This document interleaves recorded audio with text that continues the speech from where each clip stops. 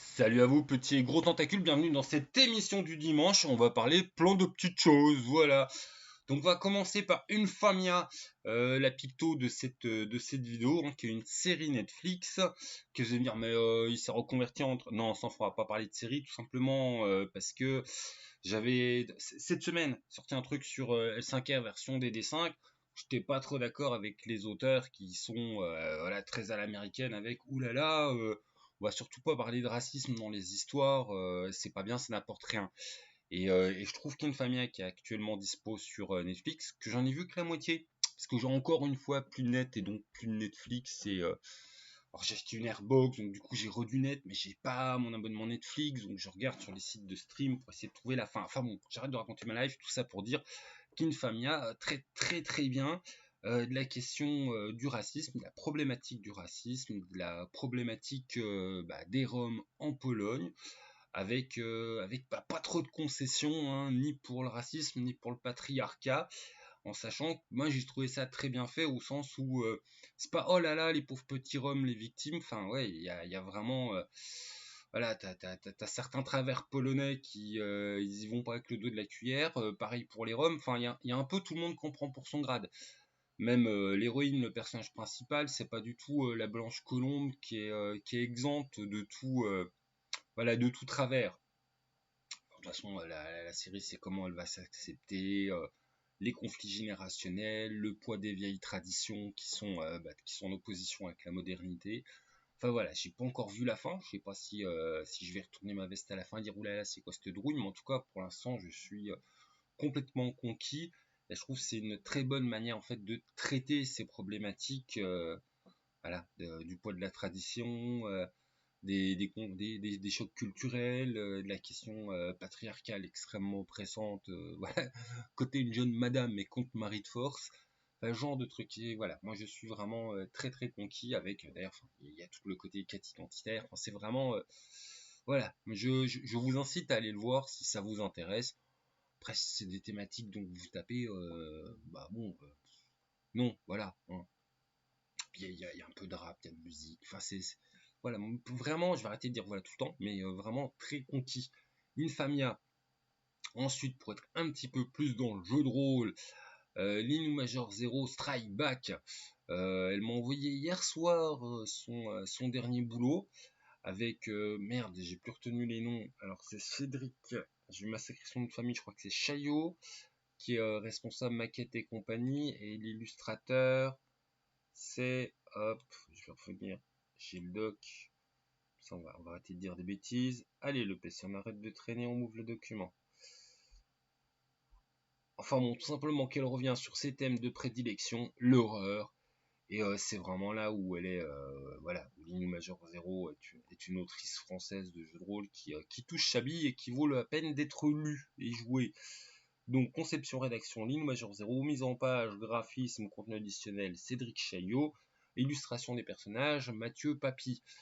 Et puis voilà, puis bah ça claque visuel. D'ailleurs, hop, on est un quatrième de couve. Qu'est-ce qu'ils nous promettent? Qu'est-ce qu'ils nous promet ce jeu en quatrième de couve? Est-ce mensonger ou pas? Alors, je vous lis le truc, ça s'appelle Deepwater Horizon. 20 avril 2010, Golfe du Mexique.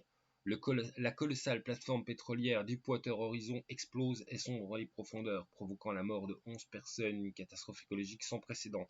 Quelques rescapés aux abois, piégés dans la structure en flammes, luttent pour leur survie et se confrontent à l'horreur, aux terribles secrets de la plateforme et à leurs propres démons. Motorisé par le Dynasty System, qui, je dis peut-être de la merde, hein, mais moi je trouve que c'est un dérivé de Nock. Hein. C'est Nock en plus simple. Ce scénario pour 3 ou 4 joueuses propose une course désespérée pour la survie à la vérité.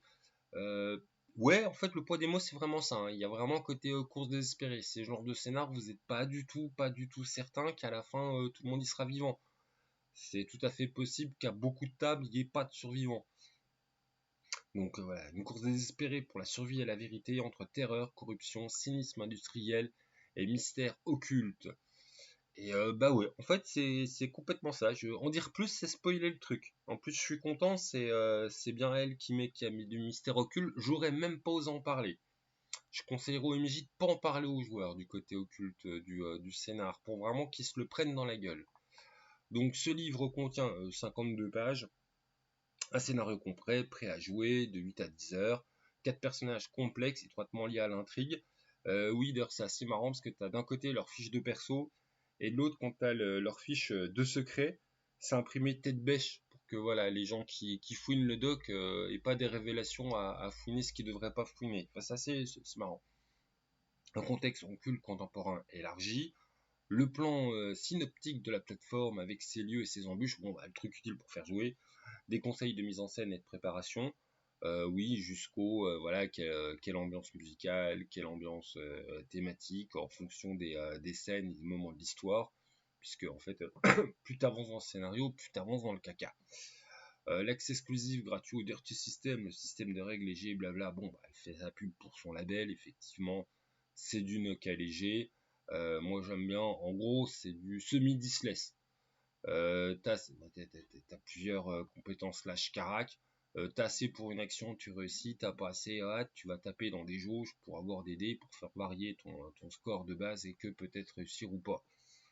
Et l'accès à toutes les aides de jeu à télécharger. À la fin, seul bémol qui m'énerve, qu'on a de plus en plus dans les jeux, à la fin, il y a ces machins là avec plein de les petits carrés noirs et blancs, machin, que tu peux aller télécharger des trucs.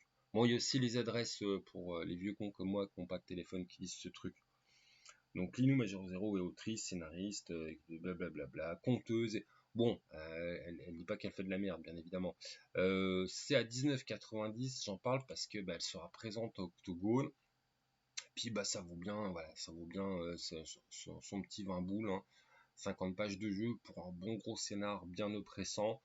Voilà, le seul truc que j'oserais dire, prévenez pas vos joueurs qu'il y a un aspect, enfin vous faites comme vous voulez, mais le côté horrifique et tout ça, bah en fait ils vont, au début ils sont juste pris dans une explosion.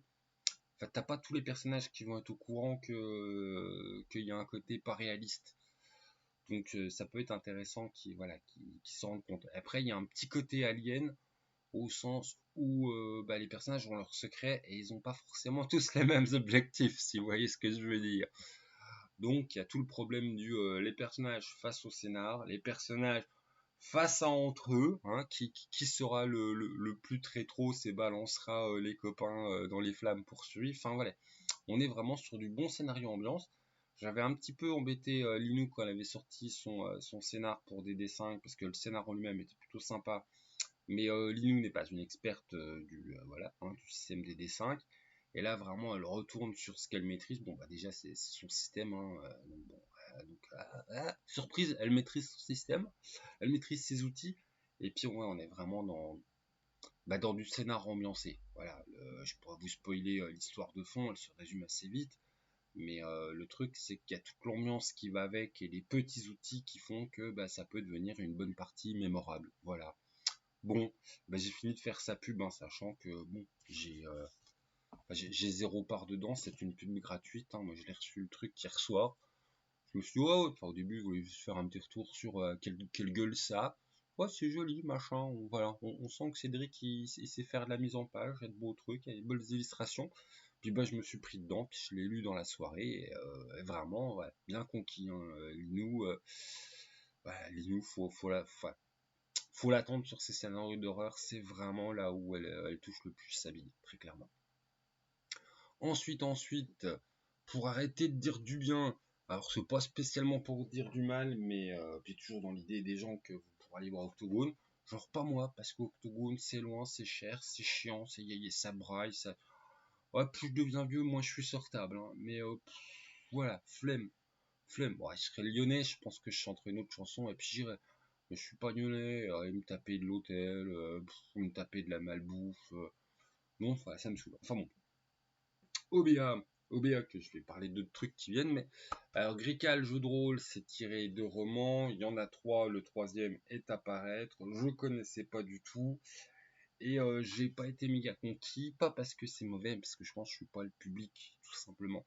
On est sur du truc un peu SF-ado, au sens où on est dans le futur, la Terre, l'humanité l'a tellement bousillé que t'as des gros vaisseaux spatiaux qui partent dans l'espace sur une nouvelle planète, on arrive sur une nouvelle planète, on refait n'importe quoi sur le côté économico-écologique, il y a des grosses factions, il y a tout un petit système économique qui fait que certaines factions font un peu chier les autres. Et puis on a une planète qui a un petit peu un secret mystique, hein. Et puis voilà. Et donc le kit de base te présente grosso merdo ce que je viens de te raconter de manière un peu plus développée. Enfin, t'as les noms, t'as l'historique, mais voilà, t'as du parfum non secret, mais t'as pas tout ce qui t'est dévoilé. Et puis t'as un scénario dont vous êtes le héros que tu peux reprendre après pour faire jouer à plusieurs personnages. Parce que ouais, hop, t'as les fiches de perso. Le système est plutôt, bah en fait, il est plutôt à la fois simple et puis fluide. J'ai pas à me dire sur le système. Hein. Il m'a fait un peu penser à. Enfin bon, on s'en fout. On en vient après. Capacité innée, physique, mentale, conscience. Voilà. Il est simple. C'est juste. J'ai pas réussi à accrocher. Je pense. T'as certains. Le côté, les trucs pour ados, les ados sont super compétents, je peux plus. Je suis devenu trop un vieux con et autant j'aime bien les trucs pour ados avec des parcours initiatiques, des découvertes. Avoir des ados super compétents, t'es pas à Sparte, hein. Et puis voilà, puis là, entre autres, enfin, j'arrive pas à rentrer dedans. Après, je tenais à en parler tout simplement parce que bah, vous, ça sera peut-être votre cam. Vous êtes peut-être justement des gamins qui accrochent un jeu de rôle et qui aimeraient découvrir autre chose que du Medfan et vous allez peut-être traîner Octogone. Donc, hop, passez au stand OBA. Puis renseignez-vous tout simplement parce que c'est un projet qui est en cours de construction. Ça peut toujours être intéressant, justement, voilà, quand t'es ado, de voir le jeu de rôle se construire, si c'est une thématique qui t'intéresse, ouais. Voilà, donc si vous avez des ados, si vous-même vous êtes intéressé par de la SF avec une petite pointe quand même de thématique écologique, que vous connaissez les romans, que ça vous a plu, sachez-le, il y a un jeu de rôle qui se prépare pour, et puis allez fouiner sur le centre de bière, tout simplement.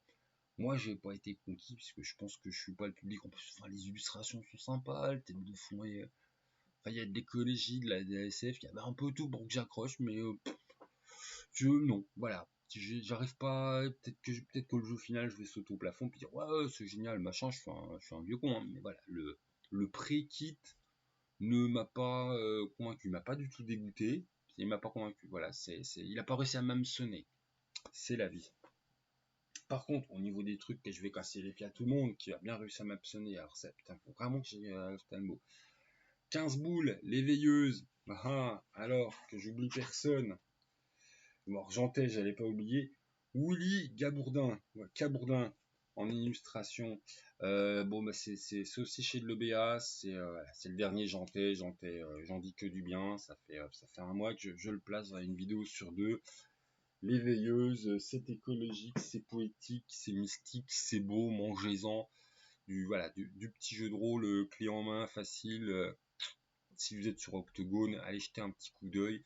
Moi, j'avoue que ça fait partie de mes jeux coup de cœur de l'année, en sachant que c'est bah voilà, c'est du light, hein, le truc qui fait pas 400 pages. Hein.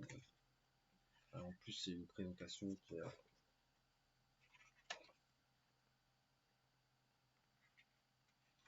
petit jeu des petits esprits de la nature. Voilà. Des petits protecteurs de la forêt. Et puis c'est beau comme tout. Combien de pages? Que ça, je dis, ouais, il y a 25-26 pages. Hein.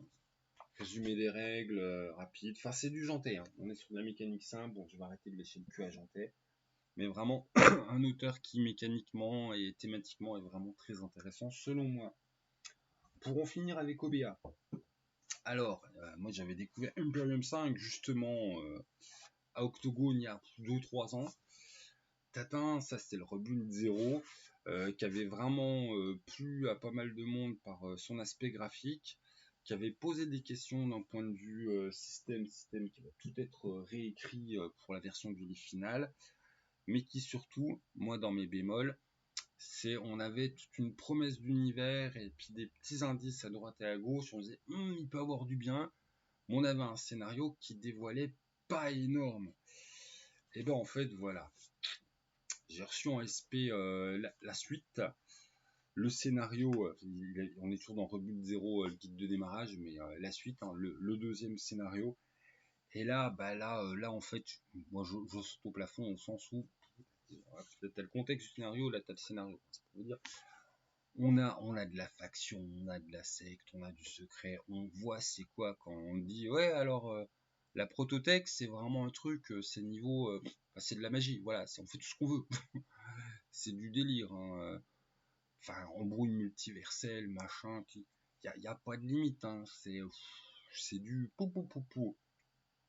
C'est largement aussi mystique que Dune, et c'est plus perché d'un point de vue technologique, largement.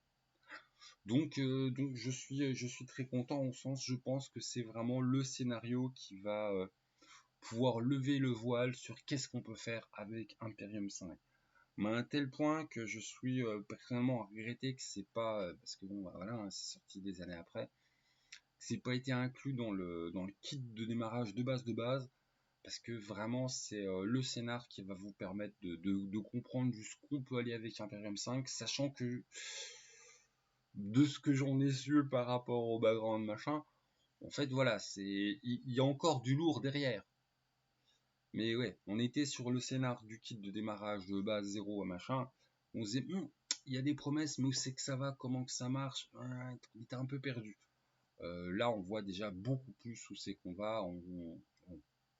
On a par le scénar, en fait, de manière concrète, c'est quoi ce délire avec la prototech, c'est quoi ces possibilités, c'est quoi ces guéguerres entre nobles pour, voilà, pour avoir la main mise sur la technologie et récupérer des souvenirs et leurs petites magouilles. Enfin voilà, très très heureux du deuxième scénario, que j'espère n'avoir pas. Il y a peut-être un ou deux mots que j'aurais peut-être pas dû dire, mais voilà, je trouve que c'est vraiment le scénar qui va, de toute façon, qui va permettre de vraiment trancher sur le goût de l'univers, alors que le kit, enfin la première partie du kit 0, hein, du coup, était plus sur.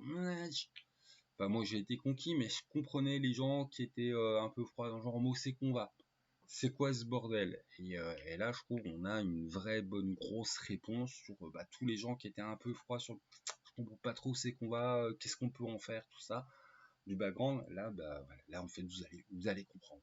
Il y en a que ça va conquérir, il y en a qui vont dire oh du coup c'est trop perché pour moi, hein, bien évidemment, parce qu'on est quand même sur du bon niveau de perchage, hein. Moi je trouve qu'on est très dans cette ESF années 70, début 80, où voilà, on n'a pas de limite au délire de ce que peut apporter la technologie. On n'est pas sur du low-tech futuriste, on est vraiment sur waouh. Voilà. Hop, The Muted, bonne découverte à vous. Allez embêter le stand OBA. Ça c'est fait. En parlant de stand, du coup ça va plus du tout être. Hop, on change complètement d'éditeur. On va parler tout simplement des 12 singes. Alors ça, il y a un nouveau coffret qui est sorti pour Medium Aevum. On en avait parlé avec l'auteur Raph, qui est un très vieux soutien de la chaîne, voilà, qui est déjà passé présenter un ou deux jeux, quelqu'un que j'aime bien, qui m'a envoyé de ces exemplaires d'auteurs dédicacés, que je suis tout content, merci Raph. Et puis je les ai lus, j'ai hésité cette semaine à en faire un retour, mais je ne vais pas en faire un retour maintenant, tout simplement parce que ça c'est que la moitié du coffret. Donc voilà, je vais essayer de trouver de manière pas trop légale par PDF qui traîne le reste voilà, des ouvrages du coffret pour faire une présentation, sachant que je suis complètement conquis par le travail qui a déjà été proposé. Je ne pense pas que les 12 singes vont me taper sur les doigts publiquement, publiquement faire des demandes pas trop légales, alors que bon, je vais leur faire de la pub. Là, enfin, sauf grosse surprise que le reste du truc me déçoit absolument. Pour l'instant, moi je suis conquis, hein. En fait, tu as un bouquin voilà, qui est plein de lieux pour aller jusqu'au Moyen-Orient, Jérusalem, bon, pas Jérusalem en lui-même, mais voilà, ça part de Normandie jusqu'à. T'as des trucs chez les Berbères, c'est assez sympa, et puis t'as des lieux donc, qui sont exploitables clé en main et embrouille clé en main et PNJ clé en main, et puis l'autre c'est sur Brocéliande, le truc à faire content avec tout le monde, Brocéliande avec le nouvel écran en plus. Donc bon, voilà, on le sait, hein, nous les goodies, les écrans, on aime bien ça.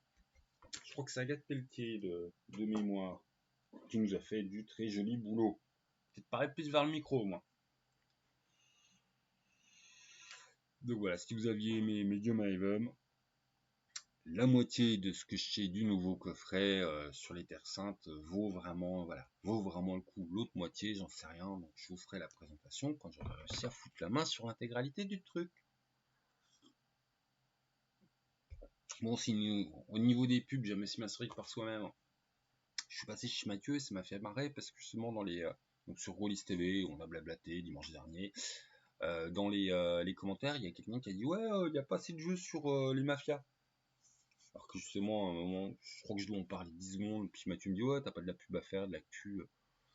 J'en parle même pas. Bon, je les ai parce que j'ai des exemplaires justement, des exemplaires auteurs. Faut que je me recommande. Je le dis toutes les semaines, hein, Morax Xenia, mais voilà, hein, je vis pas de jeux de rôle, donc c'est pas. Morax Xenia, il existe. Si vous aimez, allez voir. Et puis, ouais, je m'en referai ma pub. On s'en fout. Dans le bon ordre. Zombie vs Mafia, faisons un peu de la pub. C'est à 9,90. C'est chez Posidonia.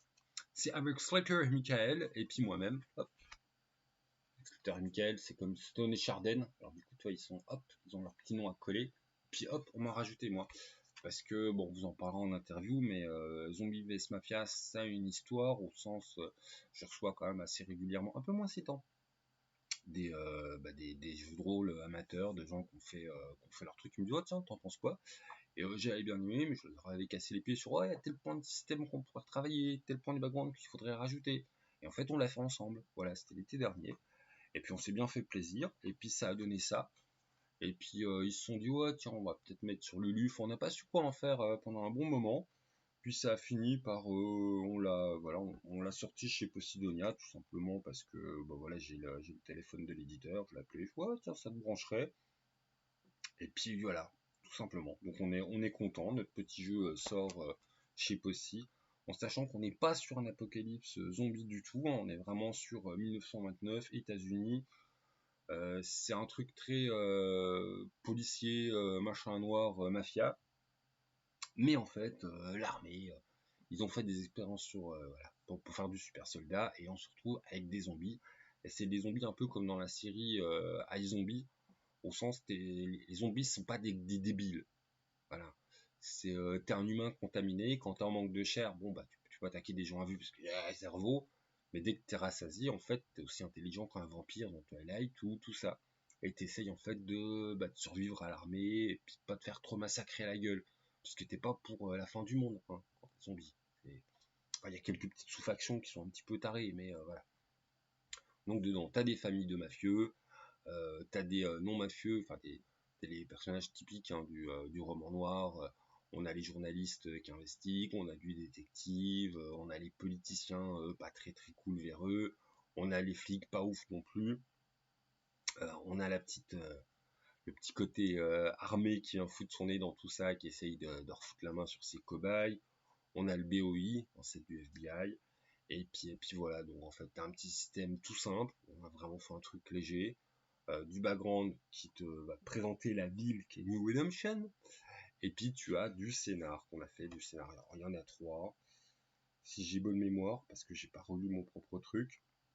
Retrouvez-le, enfin de toute façon t'as un bac à sable, t'as un scénar embrouille, et puis t'as un scénar retrouve-le, MacGuffin courir après un type, truc d'action. Voilà, on a essayé de mettre des thématiques différentes. On a du scénar avec des entrées, vous jouez des mecs de la mafia. On a du scénar avec le gros bac à sable, tu peux faire n'importe quoi comme entrée. En fait, tu peux prendre un mec de base, c'est un peu le scénar d'intro au jeu.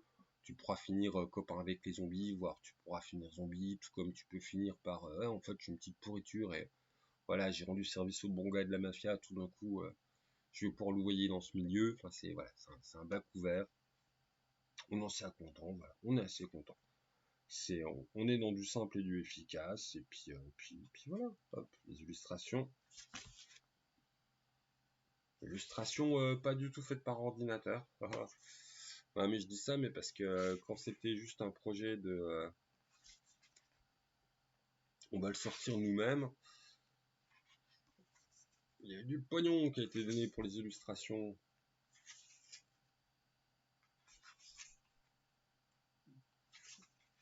Voilà, bon, on en reparlera, puis surtout on en reparlera avec les collègues, parce que je suis pas du tout, voilà, je suis pas du tout l'auteur majeur. Ouais, j'ai eu un impact sur le jeu, hein, mais voilà, je suis arrivé en deuxième partie pour sa professionnalisation. Et je dois admettre que c'est aussi grandement grâce à Slater et Michael, au sens où ils sont à l'initiative du jeu, mais surtout ils ont été extrêmement à l'écoute, hein, parce que j'ai été la dernière des pourritures quand j'ai fait mes premiers tours. Hein. Ça a été ouais, moi j'aime bien machin, mais voilà. On va dire clairement, là, ça, poubelle, faut remettre ça, poubelle, faut remettre ça. Donc ça vraiment, t'as un gros jeu de navette, où d'ailleurs j'ai pas été placé comme expert méga chef, hein, parce qu'il y a des trucs de moi qui ont été rejetés pour Zombie vs Mafia. J'avais vraiment poussé le curseur très loin dans le glauque, hein. Dans mes trucs qui ont été rejetés, il y a tout un camp de Ku Klux Klan taré un peu dans ces films américains où ils chassent du black, machin. Enfin, j'étais allé assez loin sur la critique des méchants du Ku Klux Klan. Puis voilà, les copains ils ont dit oh c'est comme un petit peu déjà le jeu, il a des côtés sombres, mais là tu vas vraiment trop loin. Donc non, voilà, on n'est pas jusqu'à ce point-là de Sin City, parce que j'avais vraiment monté le curseur loin, même si Sin City fait partie des inspirations de Zombie vs Mafia. Enfin voilà, Zombie vs Mafia, on en est content, c'est à 10 boules, c'est chez Possy. Ça sera pas le jeu de l'année, mais là où on en est fier, c'est que c'est du jeu qui est abordable, qui est tout clé en main, qui se lit vite, qui a des règles que tu peux facilement expliquer, facilement comprendre. Enfin, l'explication des règles, c'est un quart d'heure, hein. Voilà. C'est vraiment du jeu bière pizza où on peut aussi bien avoir de l'enquête que du défoulage à massacrer du zombie. Enfin, faites-vous plaisir. Fini de faire ma pub. Sinon, justement, quand se passait c'est Mathieu, j'ai aussi couiné sur le oui, il y a des jeux que je trouve vachement bien qui sont quand même en train de retomber dans l'oubli. Et puis du coup, je me suis dit, ah bah tiens, on va peut-être reparler d'Itrasby avant qu'il soit plus accessible. Ah, trop tard. J'ai fait le tour Philibert, BBE, machin. Je sais même plus où c'est qu'on peut acheter Itrasby. Les paquets les decks, il y a des cartes pour Itrasby sont encore dispo, mais le jeu en lui-même, je sais pas. Donc je sais pas si 2D sans face ont encore des stocks un peu à droite ou à gauche, mais voilà, on va vite parler d'Exil pendant qu'il est encore. Exil n'est plus dispo non plus. Donc c'était voilà la dernière rubrique de ce dimanche. C'est ces jeux qui selon moi valent vraiment le tour. Donc on fait un peu parler quand ils sont sortis, puis qu'on n'entend plus trop parler. Et sans aucun rapport, d'ailleurs, oh, tiens j'ai oublié des petits machins. Donc dire oui, Fondation saison 2. Donc ouais, bon, on va garder ça pour après, voilà. Bon, ne restons pas le plan. Tout simplement pour dire que Stalker, c'est chez la loutre. J'ai fait une vidéo spéciale dessus. Stalker, aussi bien dans sa thématique, dans son univers que dans ses règles, il ose être différent. Donc voilà, je me plains que, bon, des fois, j'ai l'impression que les jeux, c'est que des redites et des copier-coller et des énièmes DD5. Mais Stalker, il ose la différence. C'est du diskless. Alors en gros, le système, c'est d'un côté, tu as une numérique des personnages. Voilà, ils ont un score, mieux il est, mieux c'est. Et puis de l'autre, c'est le MJ qui va choisir l'idée du joueur. En gros, c'est dire qu'un personnage a des chances de réussir à faire un truc. S'il est très balèze et qu'il a une idée un peu tordue, bah ça peut passer parce que lui il est très balèze et c'est comment faire son truc.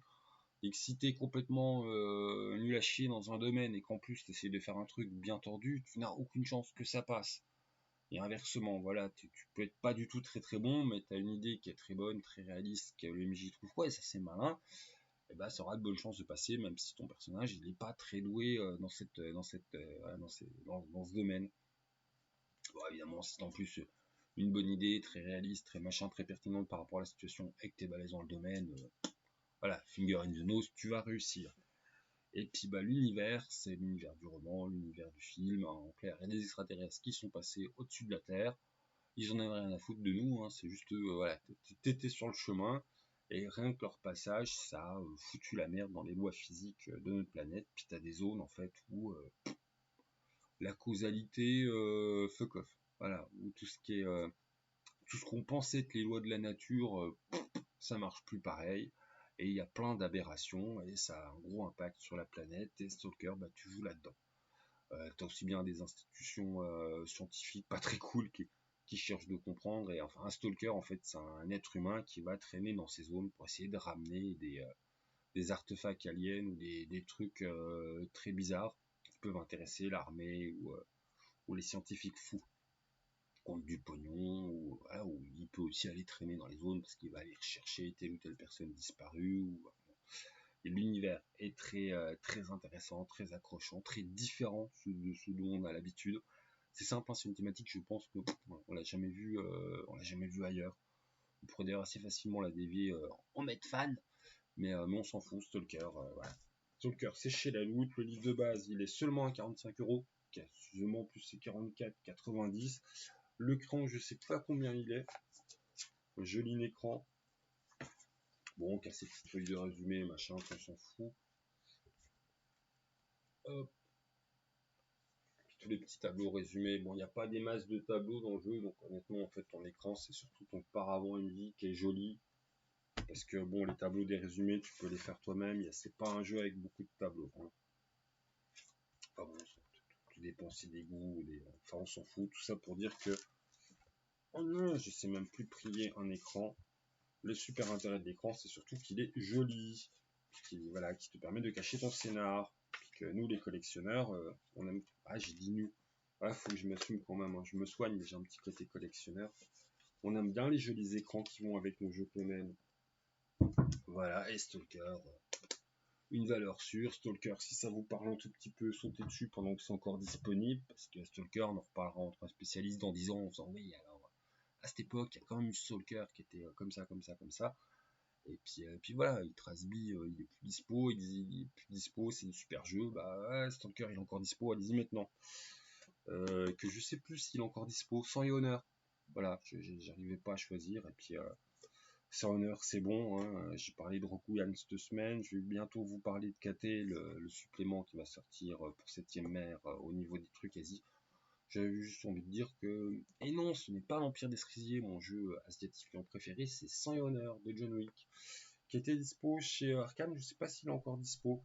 C'était à 35 balles. Enfin, il est superbe, il est à narration partagée. Mécaniquement, c'est un jeu qui est différent, qui tranche. Tu joues des clans plutôt que de jouer des personnages, tu joues des lignées familiales, enfin, c'est vraiment sans et honneur, c'est une claque, c'est du tout beau, c'est du tout bon, c'est pareil, ça va faire partie des jeux qui vont tomber complètement dans l'oubli que seuls les spécialistes en diront ouais mais en fait ça c'était vachement fort, machin. Je pense que bon, si on est 2-3 pignoufs encore en France à l'heure actuelle à y jouer, c'est vraiment le maximum, alors que c'est un très très bon jeu dans son approche du style japonisant, dans son approche mécanique, dans tout son délire où on va vraiment mettre le groupe avant l'individu. Enfin, c'est très très bon, sans et honneur, Stalker, voilà. Foutez la main dessus pendant que c'est encore disponible, parce que c'est des must-have, si t'es un peu collectionneur et connaisseur en jeu de rôle, tout simplement. Et on finira, hop, comme on a commencé. J'ai commencé par la série, je vais finir par la série. Fondation, la saison 2, que j'ai binge-watché au début de semaine. Non, c'était le week-end dernier, vraiment on s'en fout. Très bonne surprise, au sens où, oh mignon, t'es méchant, t'es woke. Ouais, il y a des personnages qui sont devenus, hop, des hommes qui étaient blancs, il me semble, dans les bouquins. Enfin, je m'en souviens plus si c'était blanc ou pas, parce que je m'en foutais. Mais voilà, il y a des personnages qu'on swatché, qui sont devenus des nanas black. Et en fait, on s'en fout. C'est pas très respectueux. Plus ça avance, moins c'est respectueux avec les bouquins de base. Et ben en fait, on s'en fout. Voilà, ils ont réussi à faire quelque chose de très différent. Enfin, plus ça avance, plus on respecte les livres. Et pourtant, bah, c'est très bon. Bah, c'est bête, mais je repensais au truc des anneaux. Enfin voilà, qui a fait pas mal gueuler l'année dernière, hein, l'adaptation des bouquins de Tolkien avec Galadriel Ninja. Par contre, j'aime bien le personnage de Galadriel parce qu'en fait, à la fin, elle se rend compte qu'elle a été conne toute la saison. C'est ça qui est intéressant. Mais bon, enfin, tout ça pour dire que une série peut ne pas être respectueuse, ou en tout cas fidèle au matériel de base, se moderniser par rapport aux attentes des critères sociaux et moraux des Américains actuels, et être bonne. Alors, en fait, on n'est pas obligé, quand on adapte quelque chose en série, de forcément coller à fond aux matériaux sources, même si bon, c'est souvent une déception hein, quand ça s'éloigne trop. Enfin, comment dire, j'ai trouvé que c'était un très bon contre-exemple de scénaristes qui ne sont pas fidèles aux matériaux, qui arrivent à respecter les impératifs moraux de l'ère du temps, tout en produisant quelque chose d'intéressant. Voilà, visuellement c'est très beau, le scénar tient absolument la route, tu te dis pas d'un épisode à l'autre mais c'est complètement con, mais ils ont changé les scénaristes, les personnages n'ont plus la même psychologie, enfin ce genre de truc qui est exaspérant. Non, là c'est il y a une belle unité scénaristique, on continue à aller, enfin voilà, c'est du beau. Et le côté, c'est pas respectueux des livres, arrive même à amener de la surprise. Voilà, c'est bon. Donc je ne spoilerai pas plus les grosses surprises qu'on a en saison 2. Mais Fondation, on aime ou on n'aime pas son adaptation, c'est Amazon, mais ils ont pété le budget, c'est visuellement très beau, ils osent, voilà, ils osent, et ils osent ne pas être fidèles tout en proposant quelque chose qui dans l'esprit reste raccord et pas écrit avec les pieds. Donc bien, voilà. Bon, moi j'avais envie de dire un peu bien de Fondation, même si je pense qu'il y a plein, voilà, il y a plein de gens là, parce qu'on les connaît les vieux rôlistes qui vont hurler parce que c'est pas stricto sensus bon, ça s'éloigne de plus en plus du bouquin, de toute façon, des bouquins. Mais voilà, bon, je vais arrêter de dire voilà, puis je pense que l'idée elle est très claire. Je trouve que la série de Fondation est un très bon contre-exemple de comment on peut réussir à mélanger les impératifs moraux hollywoodiens actuels, plus de la réécriture et non pas de la trahison, mais de la transformation. Là, on s'éloigne quand même pas mal de certains points de bouquin qu'on fait par rapport à l'adaptation d'une histoire en livre, en série, et puis voilà, puis c'est une belle surprise. Hein, je veux dire, on a eu des grosses trahisons pas belles, mais quelquefois, on a des belles surprises. Donc je vais arrêter d'ergoter. Et sur ce, je vous laisse. Salut les gens, jouez bien. Ah oui, si, ouais, putain, pensez à le dire. Si vous avez en tête des jeux justement qui font partie des jeux qui ont été très novateurs selon vous, ou avec un background extrêmement intéressant, ou des prises de position mécaniques très intéressantes et innovantes, et qui sont en train de tomber dans l'oubli, lâchez-vous dans les coms. Hein, parce que bon, moi je vais faire le tour de justement tous ceux que je trouve bien, mais il y en a plein justement par définition hein, du jeu qui est en train de se faire oublier. Là, je pense du jeu qui mérite d'être mis en avant d'être absolument plus du tout disponible. Et puis voilà, vous le dites dans les coms, comme ça, hop, j'irai fouiller un peu ce que c'est, j'essaierai de foutre la main dessus, en PDF ou en physique, et puis comme ça on pourra en parler. Parce que voilà, je râle avec Mathieu sur Roll TV de dire ouais, quand même, hein, les petites pépites elles se font rares, mais c'est souvent en fait qu'on passe à côté. Donc il y a plein de petites pépites qui commencent déjà à plus être dispo. Hein. Exil, voilà, Exil c'est fini, Exil tu l'achètes plus, Exil qui était superbe. Itrasby, je pense que maintenant ça va devenir une galère de foutre la main dessus. Ouais, qui est donc deux villes imaginaires qui étaient formidables. Donc voilà. Hop, faisons de la pub aux jeux qui sont sous-cotés, sous-connus, alors qu'ils méritent vraiment d'être mis en avant parce qu'ils sont créatifs, aussi bien sur les univers abordés que sur les mécaniques osées. Et puis, vu que je connais pas tout, lâchez-vous dans les coms, histoire que, voilà, qu'on parle aussi des jeux que je connais pas. Comme ça, hop, je vous parle de trucs et vous aussi vous me parlez de trucs, et c'est un enrichissement mutuel. Hein, bon, sur ce, hop, je vous laisse. Salut les gens, jouez bien.